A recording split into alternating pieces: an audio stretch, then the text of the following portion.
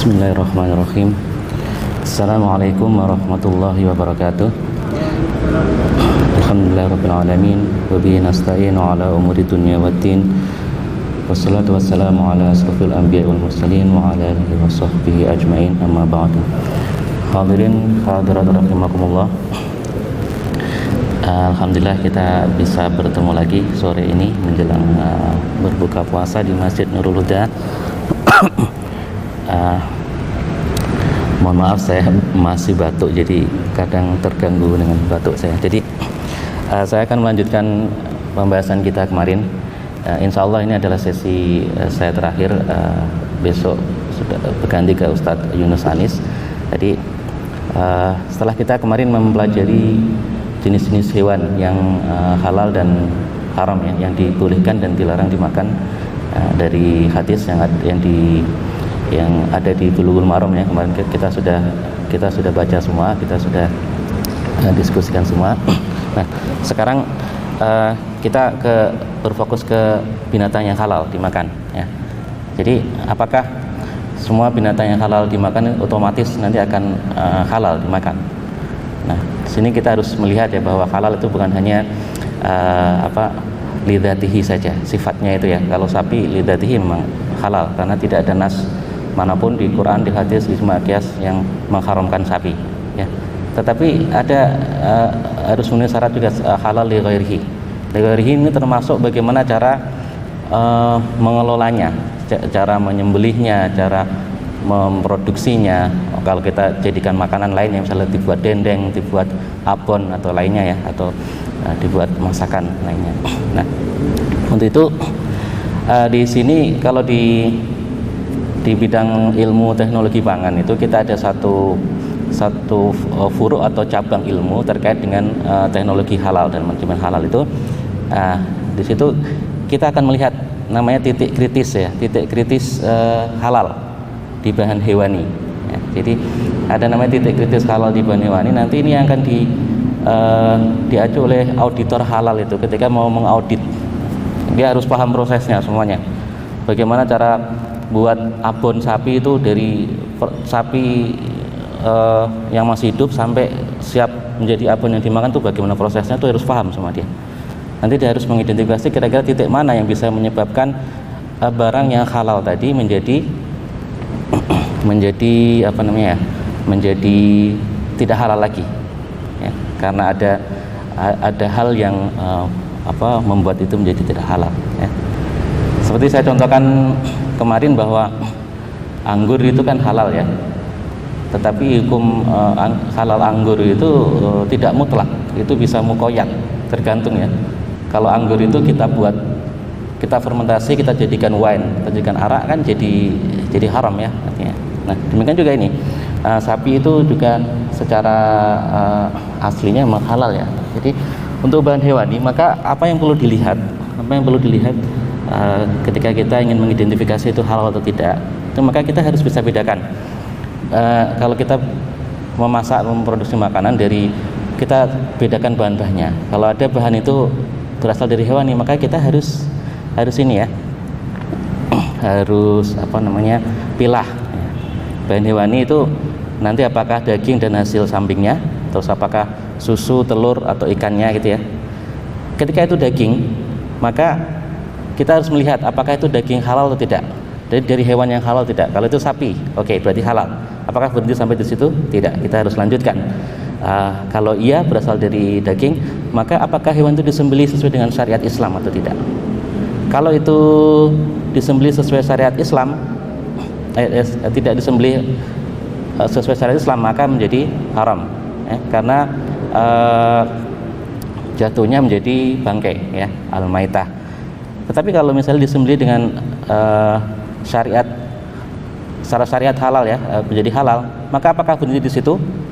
Kalau itu setelah disembelih lalu kita bikin sate, kita rebus, kita goreng, itu mungkin tidak begitu banyak proses selanjutnya. Tapi kalau itu dibuat produk lebih lanjut, maka prosesnya akan mempengaruhi apakah itu tetap halal atau tidak nanti ya.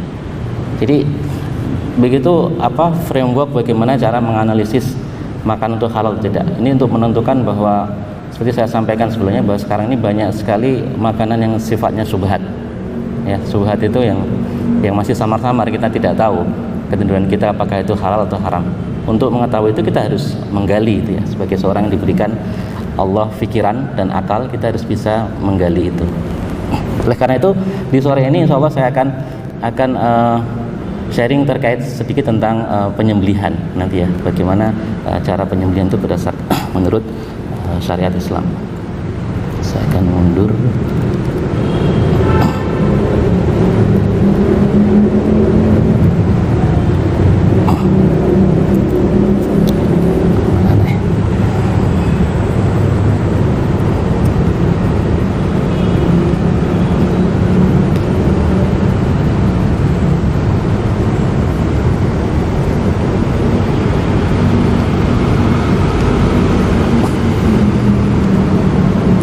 Oke, ini sebagai ilustrasi sebelum kita masuk ke materinya.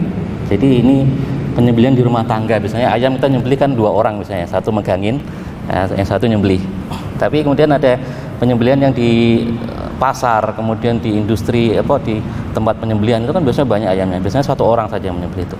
Nanti kita bisa melihat kira-kira bagaimana nanti kalau kita tentukan kehalalan dari sembelihan itu halal tidak, rukun penyembelihan terpenuhi atau tidak. Kita bisa lihat. Nah, ini mungkin sedikit ilustrasi. Ini maaf saya nggak tutup mukanya, saya belum sempat. Saya baru dapat video ini. Nah ini menurut Bapak Ibu Mas Mbak, ini kira-kira ayamnya halal nggak ini? Sesuai penyembelihan nggak? Nah, lihat di situ dia masih hidup ya. Dia masih hidup. Dan ini biasanya kalau diproses, biasanya langsung dimasukkan ke air panas. Jadi matinya dia karena air panas, bukan karena disembelih. Jatuhnya apa? Jatuhnya maitah, ya, bangkai. Dan hurimat alaikumul maitah ya, di surat Al-Maidah itu dilihat masih hidup itu. Dan hal seperti ini sekarang ini, mohon maaf, mau kita pungkiri atau tidak, itu terjadi di masyarakat kita. Jadi pasar-pasar itu, makanya kita ya harus hati-hati ya. Kadang kalau dulu itu ayah saya kalau beli ayam itu, kalau ke pasar itu beliau ini sendiri ikut ke pasar, terus kan di pasar biasanya ada tempat, ada orang yang menyembelih ya, khusus menyembelih, aja ditungguin, dilihatin cara nyembelihnya pakai tasmiyah atau tidak, bismillah Allahu akbar ya. Terus kemudian ayamnya bagaimana, nah itu baru ini ya, baru mantap gitu ya. Kesannya kan itu remeh ya, kenapa harus begitu? Tapi kalau hal ini berulang selama kehidupan kita, dan kita tahu sebenarnya itu, tapi kita acuh, kan secara otomatis kan sebenarnya kita bertahun-tahun kan memakan daging yang tidak halal ya, meskipun itu ayam ya. Jadi ini banyak sekali contoh seperti ini.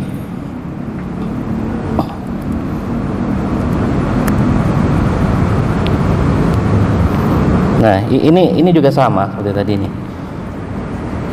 Lehernya ditekuk ke belakang. Dan tadi kita lihat di situ. Nah, dia nyayatnya 2 kali. Itu kan nggak boleh. Nyembelih itu harus sekali sayat. Selesai. Dan seperti ini kita bisa temukan di mana-mana. Dulu ketika saya mengikuti training auditor halal itu, ada laporan dari Madura. Madura itu yang mungkin hampir 100% orang Islam, tetapi banyak ayam di sana itu setelah diteliti itu tidak memenuhi syarat secara syar'i intinya. Jadi itulah yang terjadi sekarang, mau tidak mau kita memang harus mengetahui itu, dan ketika Anda sudah tahu ini artinya ada wajib untuk care ya. Kalau sebelumnya nggak tahu kan nggak terkena hukum ya, namanya orang tidak tahu. Tapi sekarang sudah tahu, jadi ya setelah itu ya harus care. Ini saya masih lanjut, saya ambil dari kitab Bulughul Maram kemarin yang kita baca kemarin juga. Ini di sini ini saya potong dari Subul Salam, sarahnya Bulughul Maram itu. Jadi bagaimana nanti sebenarnya syarat-syarat penyembelihan ini. Syartu zakati ma yaqta'u wa yajzid dam wa yajrid dam. Jadi Wan Rafi ibn Khadijin radhiyallahu an anna Nabi sallallahu alaihi wasallam qala ma anharad dama wa dzukira smullahi alaihi fakul laisa sinni wa dzufuru amma sinnu fa'admun wa amma dzufuru famudal habasyah. Jadi hadis ini Rasulullah bersabda bahwa apapun ma anharad itu yang mengalirkan darah, ma anharad dam yang mengalirkan darah itu, dan disebut ketika ini ma anharad dam itu bisa kita artikan apa yang disembelih ya, bisa juga apa yang disembelih. Wa dzukira smullahi alaihi, dan ketika menyembelih itu kita menyebut asma Allah, bismillahirrahmanirrahim, Allahu akbar, fakul, maka makanlah. Tentunya disembelih binatang halal ya, seperti yang kita pelajari kemarin. Jadi itu syaratnya ya, harus disembelih dengan asma Allah. Sebenarnya orang Yahudi itu juga punya makanan khusus seperti kita.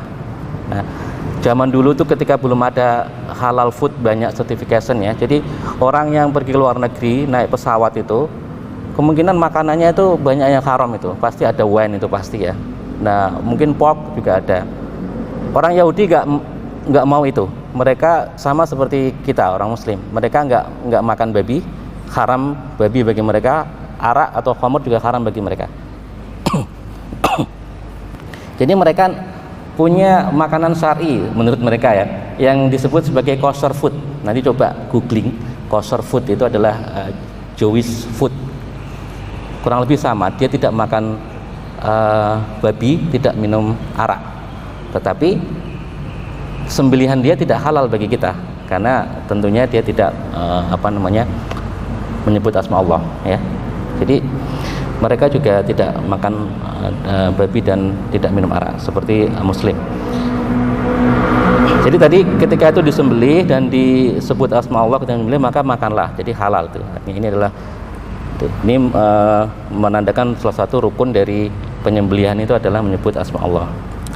Laisa sinni wa dzufuru, tetapi tidak boleh pakai gigi dan kuku ya. Jadi ada yang menyembelih pakai kuku, dikuik gitu, atau diprotes gitu ya, itu ada juga. Amma sinnun fa'admun, karena apa? Karena gigi itu termasuk tulang. Nah dalam hadis Rasulullah yang lain itu tulang termasuk yang tidak boleh dipakai untuk menyembelih ya. Jadi haram, jadinya bangkai kalau kita ini sembelih dengan tulang ya, ataupun gigi.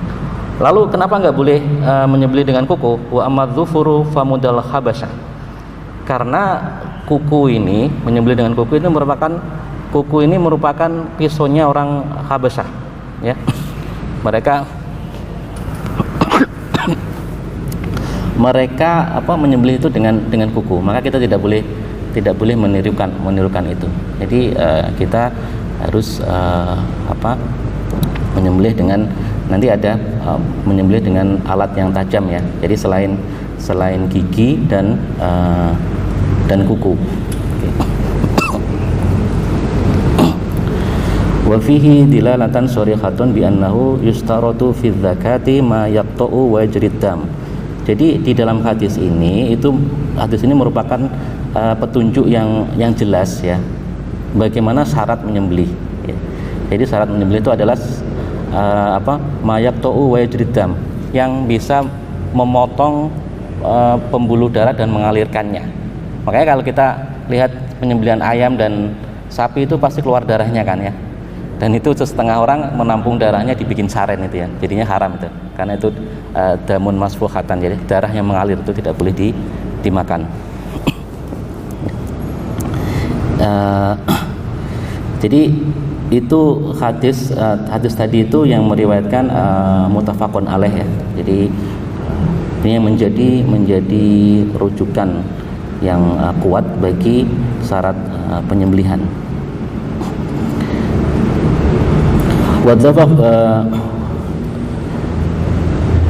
Wadzabahu lima adaha wa huwa qat'ul audaj ay al-wajdaini wa huma iqranin muqitanin bil khulqum. Jadi yang disebut sebagai zabahun atau penyembelihan itu adalah memotong al-audaj atau wadajain. Apa itu al-audaj atau wadajain? Wa huma iqranin muqitanin bil khulqum. Jadi dua pembuluh darah yang melingkari khulqum itu saluran nafas ya.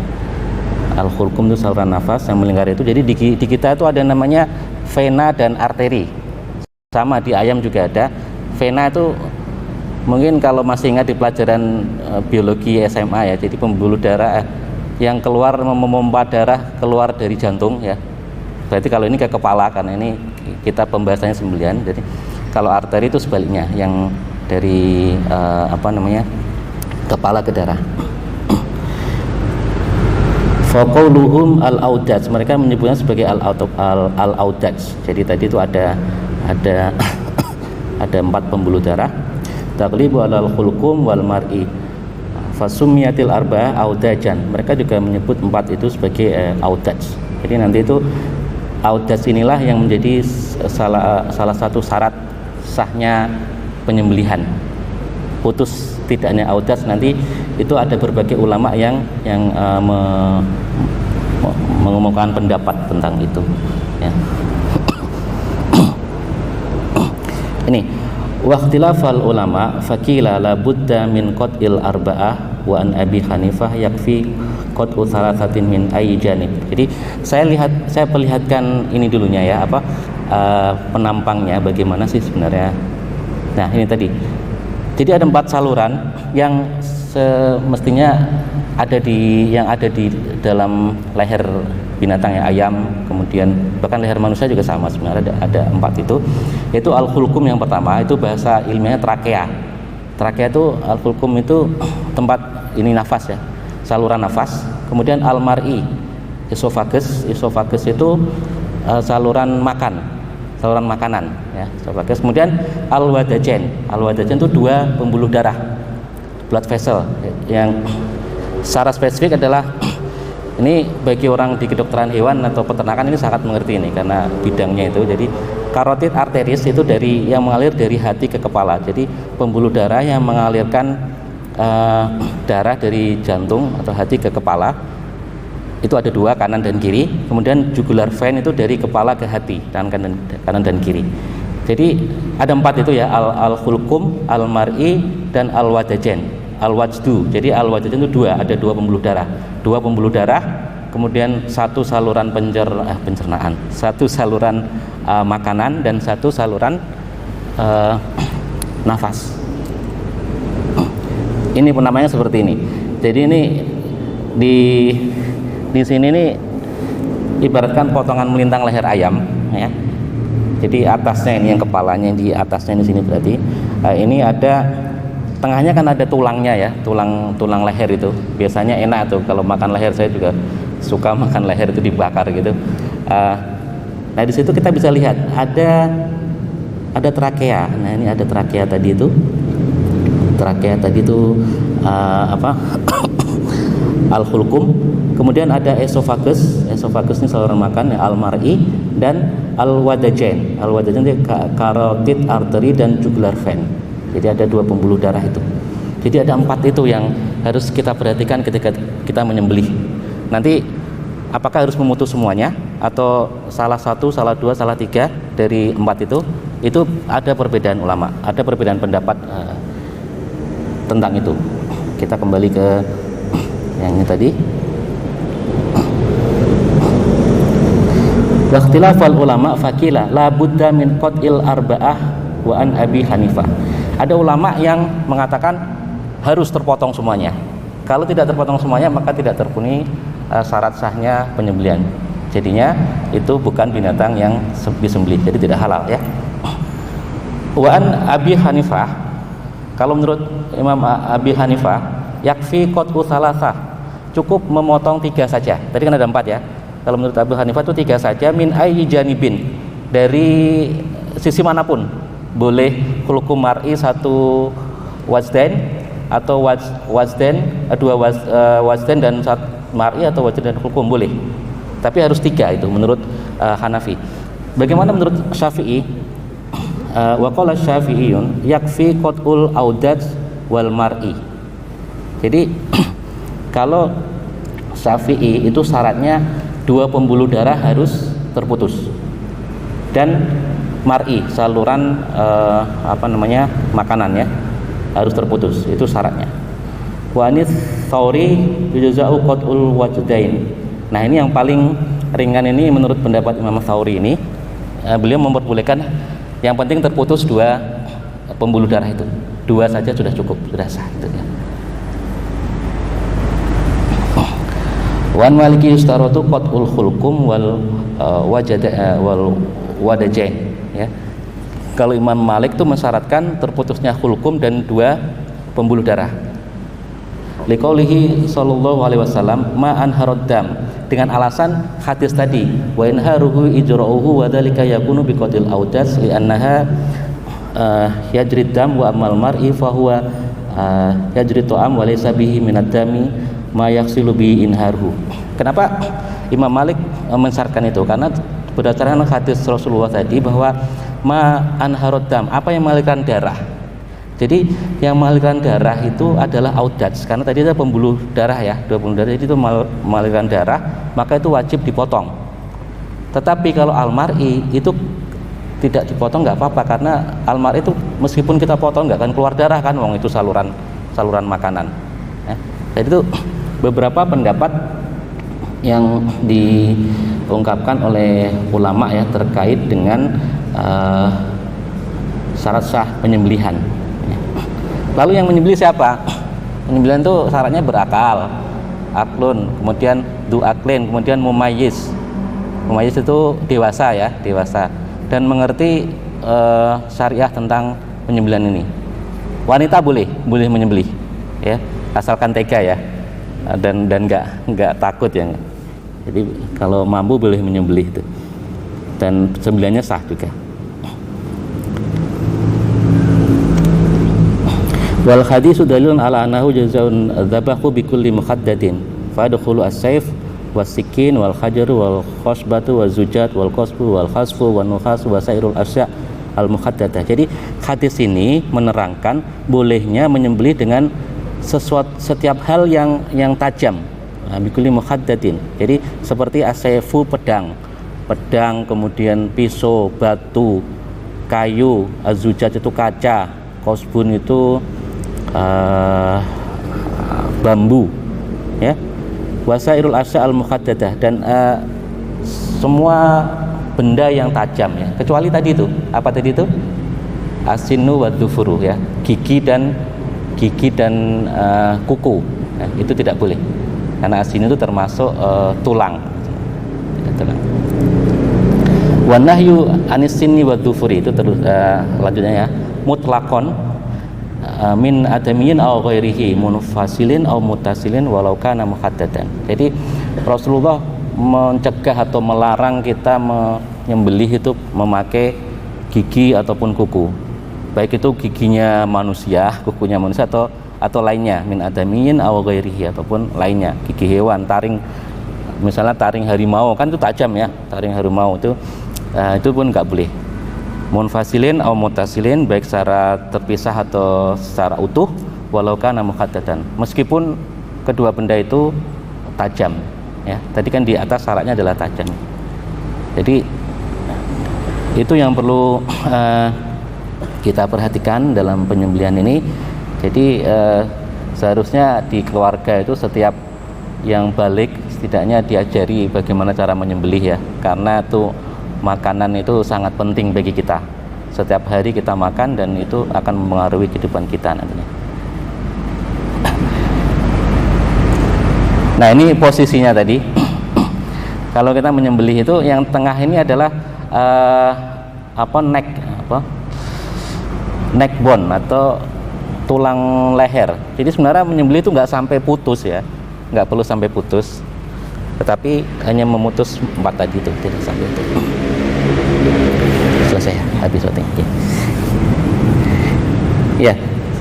Nah, ini ada beberapa contoh bagaimana ini kalau seperti ini kalau nanti makan makanan pas leher kelihatan seperti ini adalah al-wadajan tadi itu, 2 pembuluh darah ini tidak terputus, berarti ini ayamnya tidak disembelih nih. Kalaupun disembelih dia tidak memenuhi syarat sahnya tadi itu. Jadi itu jatuhnya bangkai, jangan dimakan. Saya pernah itu makan ketika di Bali tahun 2015 itu saya mengajak mahasiswa UPM ke Bali itu. Waktu itu ada presentasi di Udayana. Nah, makan ayam betutu itu, kebetulan saya pesen dada, ada lehernya itu, dan ketika saya lihat, loh ini kok ada pembuluhnya utuh gitu, wah ini nggak disembelih, akhirnya nggak jadi. Akhirnya kami bayar, kami pulang, nggak jadi makan di situ, karena itu pasti tidak memenuhi syarat penyembelihan ya. Ini banyak contoh-contoh, ini orang peternakan atau kedokteran hewan ini pasti paham ini. Saya rasa itu yang bisa saya sampaikan. Semoga apa yang saya sampaikan dalam 5 pertemuan yang lalu ini insya Allah bisa bermanfaat bagi kita. Apa yang betul dan baik itu merupakan suatu dari Allah. Kalau ada kesalahan itu dari saya murni. Jadi semoga kita bisa mendapatkan manfaat ini, dan juga tentunya juga saya juga dan hadirin hadirat semuanya. Assalamualaikum warahmatullahi wabarakatuh. Mari kita tutup ini dengan doa. Ala niyati sholihah wa bisiril Fatihah. Fatihah.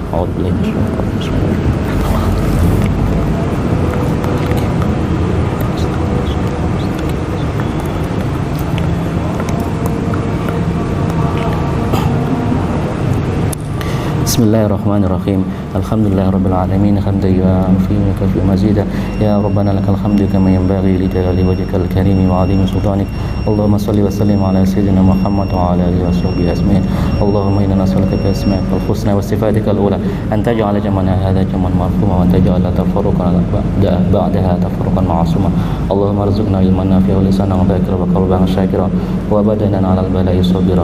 Allahumma jammilna bil afiyati was salama wa haqiqna bit taqwa wal istiqamah wa a'idna min mujibatin nadamah innaka antas sami'ud du'a. Allahumma yassir wa la tu'assir, Allahumma yassir wa la tu'assir, wa inna taysira kulli 'asir 'alaika yassir. Rabbi lana takhmim lana bil khair.